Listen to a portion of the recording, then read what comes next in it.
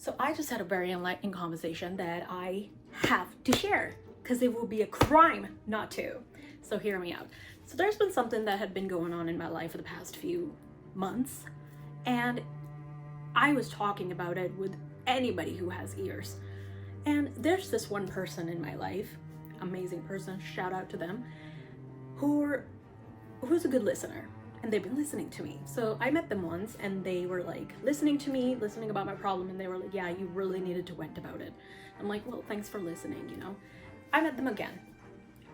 I didn't want to, but I somehow was also talking about the same thing.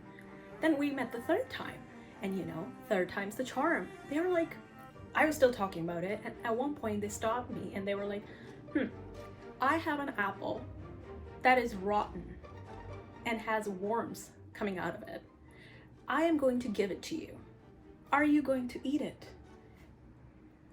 And I was like, no, sir, no, ma'am, no, I will not. And then their answer, or more like a question, was, why would you not? It's an apple, it's food, you're hungry, why wouldn't you eat it?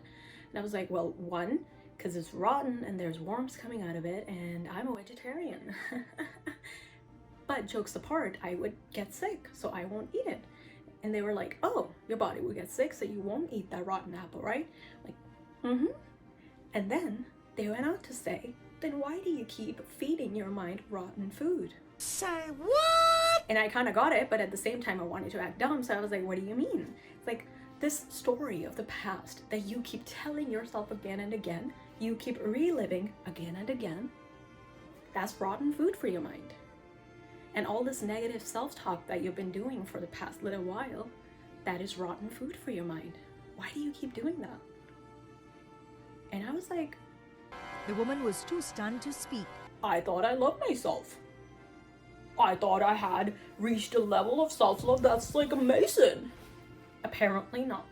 Because self-love does not only mean getting your nails done. It does not only mean taking a bath. It means that actually doing the self-discipline, which I was entirely lacking. But anyways, I heard them, I reflected, and I was like, that's what I've been doing for the past little while. I can't talk anymore. For the past little while, I've just been feeding myself rotten food. Feeding my mind rotten food. I've been worrying so much about what I'm putting in my body in terms of the physical food. I never thought that I have to also think about what kind of food my mind is eating. Either way, they ended up opening my eyes, and now every time I get into that negative place, I just tell myself that, oh, you're eating rotten food. All these negative thoughts are rotten food. Let's not do that to yourself. So yeah, I think you and I both need to do self-reflection. So that was the sign, and it opened up my eyes.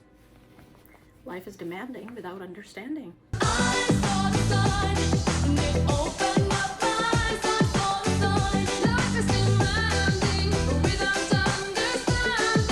So anyways, that was my TED Talk of the day from someone else and now to you.